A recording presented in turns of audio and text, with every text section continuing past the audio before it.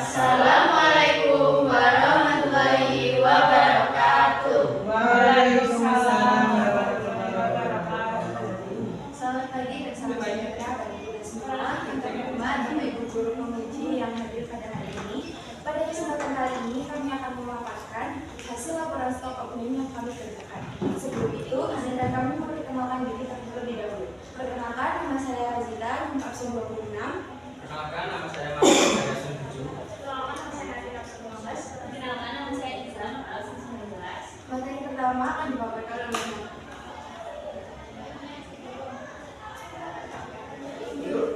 Untuk poin yang pertama ini adalah bahwa stok oknum adalah kegiatan penting untuk memastikan ketimbangan kesejahteraan melalui posisi observasi di toko AVSS juga dilakukan untuk mendapatkan video dan untuk moving average.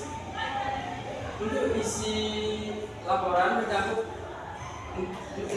tujuan, rumusan masalah, profil toko, hasil perhitungan dan perbandingan antara metode FIFO dan moving average. Dan juga tujuan ini untuk mengetahui profil toko OVSS. Yang kedua adalah melihat perhitungan stok oknum melalui metode FIFO dan metode moving average. Yang ketiga adalah membandingkan HPP dalam bakotor dengan menggunakan metode FIFO dan moving average.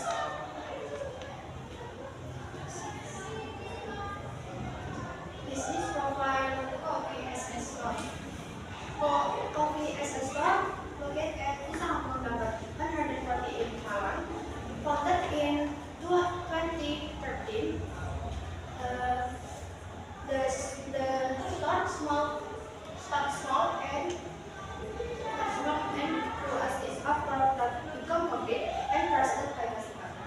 Ini adalah profil dari toko OVSS. Toko OVSS sendiri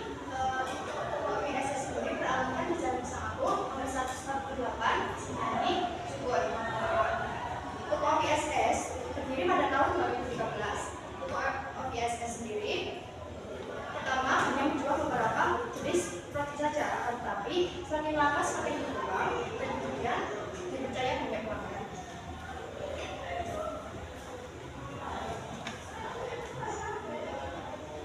definition of stock ownership.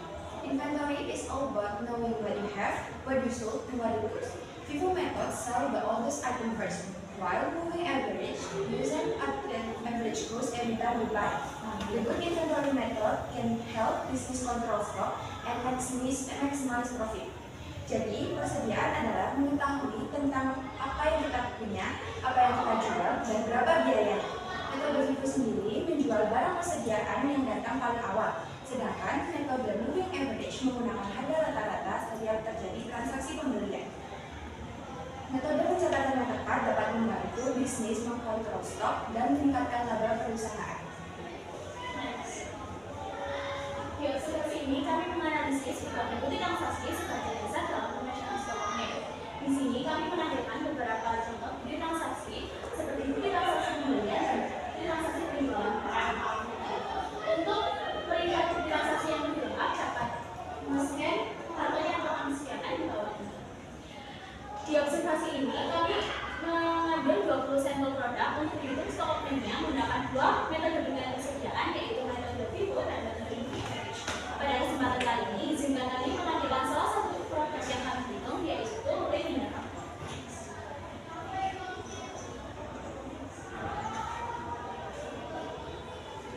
Here is the slide showing the stock oknum calculation for Lay Mineral using FIFO method. Pada saat ini terlihat bahwa pengeluaran barang berdasarkan pada pembelian yang paling awal. Oleh karena itu, HPP dan persediaan akhirnya dihitung dari barang yang pertama kali masuk. Di sini kami juga menyediakan tablet yang bisa di-scan untuk melihat hasil pencatatan stok oknumnya secara lebih lengkap. Next, on the following slide, we present the stock oknum calculation for moving average for Lay Mineral using moving average method. Pada saat ini kami menampilkan pencatatan stok oknum menggunakan metode moving average, di mana metode ini menentukan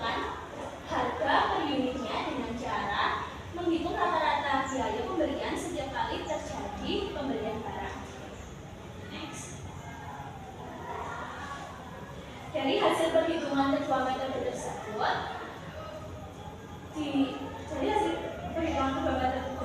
diperoleh HPP dan laba kontor yang menunjukkan perbedaan hasil. Pada metode FIFO, HPP yang dihasilkan cenderung lebih rendah.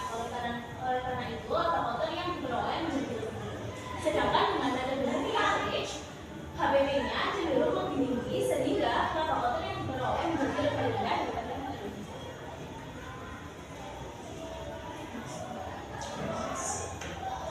Kesimpulan yang dapat kita ambil dalam observasi ini, kami mengambil dokumen transaksi berdasarkan transaksi atau yang sebenarnya, sehingga hasilnya lebih akurat dan dapat kami terapkan. Selain itu, kami juga sangat berhati-hati dalam mengerjakan dan kami jujur dalam melakukan pencatatan. Kami juga belajar tentang disiplin, tata tanggung jawab, sehingga kami dapat menyelesaikan observasi ini dengan baik. Pada saat ini kami mengambilkan beberapa saran. Yang pertama yaitu saran untuk perusahaan. Kami menyarankan agar perusahaan menerapkan pencatatan persediaan menggunakan aplikasi digital seperti Excel dan spreadsheet yang dilakukan secara berkala dan konsisten. Yang kedua, saran untuk sekolah, di mana kami menyarankan agar sekolah meningkatkan pembelajaran Excel melalui praktik secara langsung dan menyediakan fasilitas pendukung seperti komputer. Dan saran yang terakhir yaitu saran untuk siswa, di mana kami menyarankan agar siswa lebih memahami dan mendalami materi tentang pencatatan persediaan menggunakan metode Excel serta meningkatkan observasi saat praktik. Sekian saran dari kami. Apakah ada pertanyaan?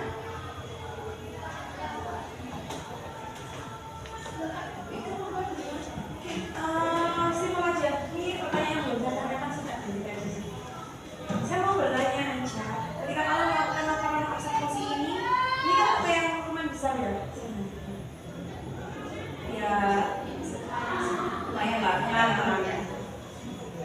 Hal yang paling sulit atau kendala-kendala yang kalian alami itu seperti apa? Mengingat kalian kan juga mencari bukti-bukti yang real ya. Kalian harus minta juga seperti apa sih kalau pencatatannya butuh apa ini kayak gitu.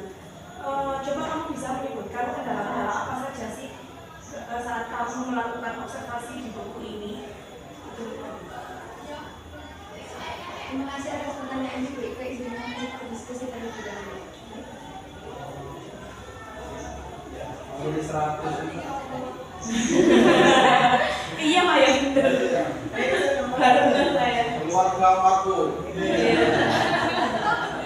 Masuk family gathering ini.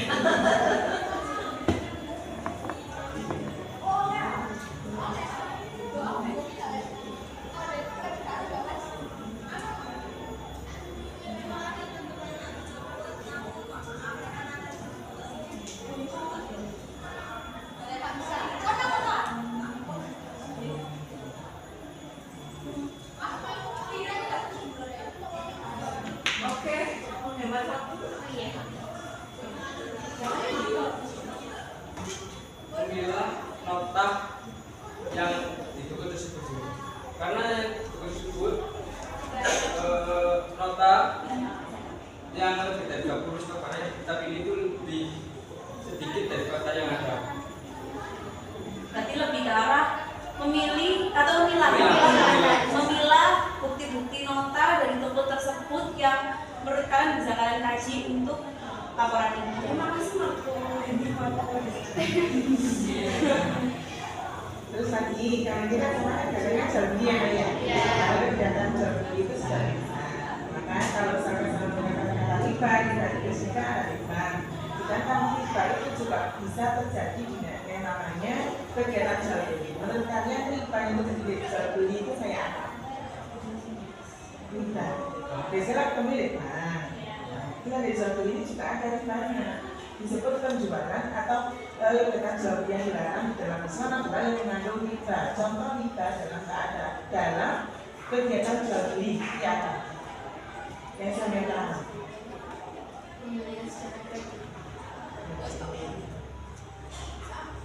Berarti hubungannya sama apa nanti? Yang D, berarti D, terus apa lagi?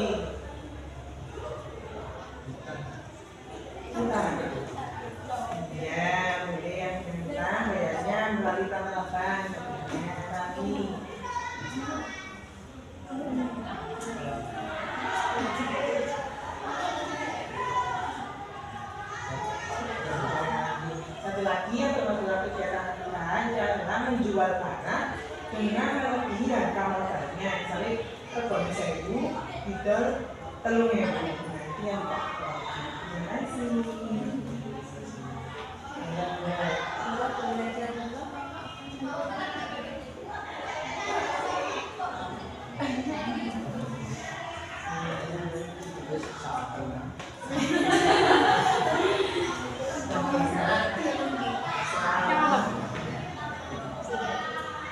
Kalau Bu Yuli terkait dengan aplikasi ya, aplikasi yang ada di tempat pemandangan dan observer, apakah ada aplikasi khusus untuk melakukan stock opini?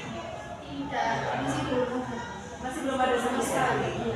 Kalau saya lihat dari bukti transaksinya kan cukup lengkap ya, ada invoice, kemudian ada nota, kemudian ada apa namanya notanya juga macam-macam ya, dalam bentuk struk, dalam bentuk pembayaran tunai gitu kan. Nah, apakah kalian tidak menemukan bukti transaksi yang ada pengembalian atau returan barang selama melakukan observasi?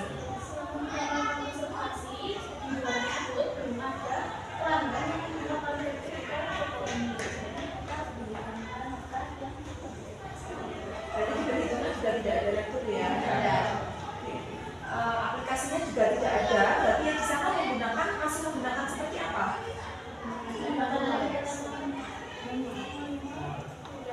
kemudian Oh, catatan manual tapi juga dimasukkan ke Excel, tapi hanya pemasukan dan pengeluaran gitu ya?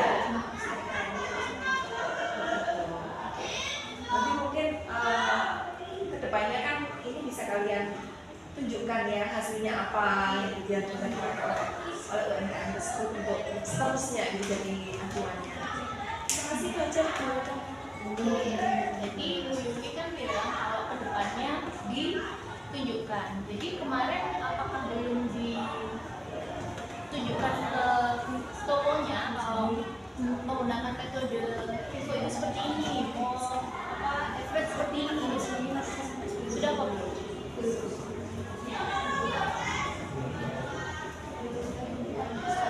Masih dalam proses pengerjaan. Gimana? Apanya yang proses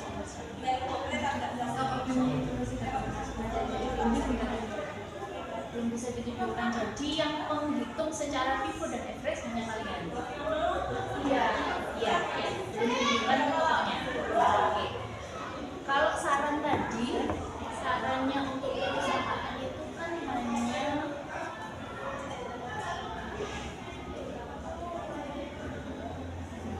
menetapkan yang digunakan secara konsisten pencatatan digital ya. Kalau menurut kalian untuk toko kopi ini lebih baik menggunakan metode yang mana? Menurut kami lebih baik menggunakan metode itu karena toko ini sering membeli barang itu harganya berbeda-beda, karena juga ada diskon. Jadi menggunakan metode itu karena sebenarnya besar. Kelebihannya itu sendiri itu apa sih? Kelebihan mencatatkan menggunakan metode FIFO.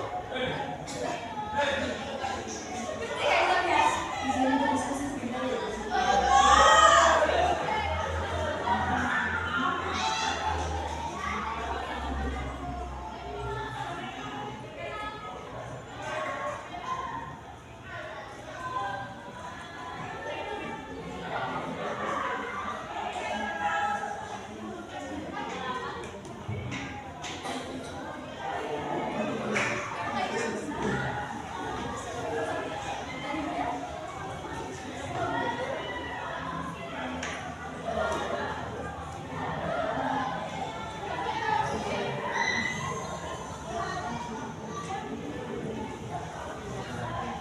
Jadi kelebihan metode itu sendiri itu harga yang dipakai untuk dijual itu menggunakan harga yang cenderung lebih murah karena dipakai di awal.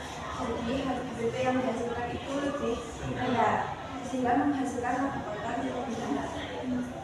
sehingga menghasilkan indikator yang lebih tinggi dari weighted average. terima kasih. Saya sedikit kualifikasi ya. Ketika kalian sebagai seorang pengusaha, kalau tahu laba kotornya itu tinggi, ya, dengan FIFO, kemudian average laba kotornya itu rendah, maka yang kalian pilih yang mana? Secara pribadi, laba kotor yang tinggi atau laba kotor yang rendah? Pilihnya laba kotor yang tinggi atau laba kotor yang rendah? Laba kotor yang tinggi ya, berarti berani menanggung pembayaran pajak yang tinggi ya. Ya, oke.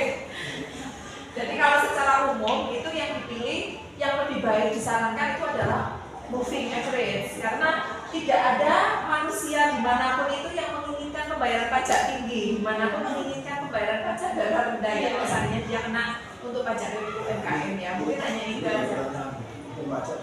Wah.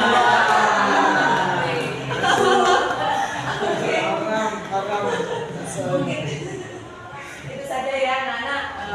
Terima kasih untuk presentasinya, ya bagus. Terima kasih banyak atas pertanyaan. Terima kasih kamu. Demikian presentasi yang dapat kami sampaikan. Terima kasih atas waktu dan perhatiannya. Maaf apabila ada salah kata dan perbuatan. Terima kasih. Wassalamualaikum warahmatullahi wabarakatuh.